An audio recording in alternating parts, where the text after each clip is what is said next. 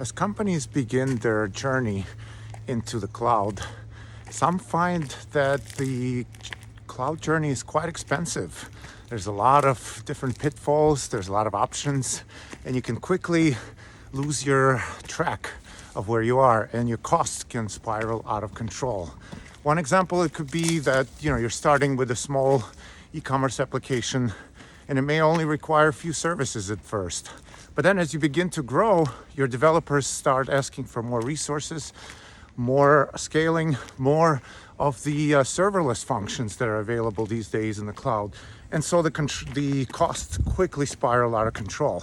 What you find yourself doing is patching things that are sort of popping up here and there. You're trying to resize your instance sizes, but you really need a good strategy. And in the both Microsoft and AWS cloud, you do have options and savings plans. You can utilize reservations. You can do things with auto scaling, right?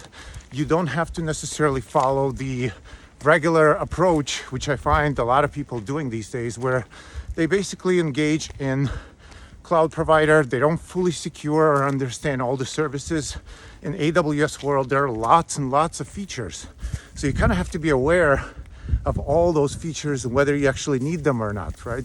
And be able to differentiate between key factors that you need for success versus things that are just nice to have and maybe they're great, for example, guard duty. But if you don't adjust your sort of lens to view it properly, what you're going to find is that guard duty is great. It will identify weaknesses, but then it's going to cost you almost $1,800 or above a month to fix it. So you want to have a good sort of approach, and sometimes you might want to be actually getting out of the cloud, believe it or not. There are instances if you're spending a lot of money on egress traffic, right? Let's say you're a web application and you're constantly sending traffic out from the cloud elsewhere to your providers. Well, you're getting charged for that, right? So you want to minimize the egress flow as much as possible.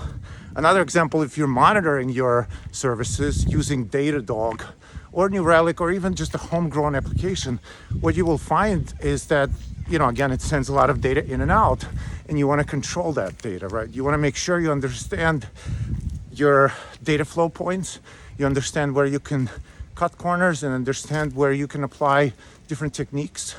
For example, utilize resources in a certain amount of time, right? And if it's downtime for you, perhaps you can use reservations to pull resources from other places, right? That's what reservations do. So there's always places to improve and to sort of make the journey a little bit more pleasant.